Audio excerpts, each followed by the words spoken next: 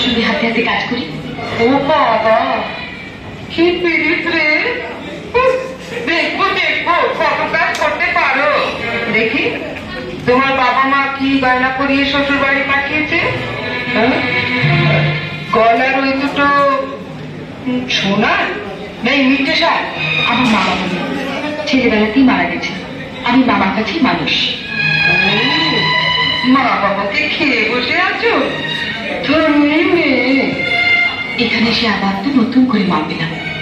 ও বাবা, কি কাব্য মারা কথা রে বাবা। শিখে না, আমি যাবো শিখে না। আমারও সে নাকামি আসে।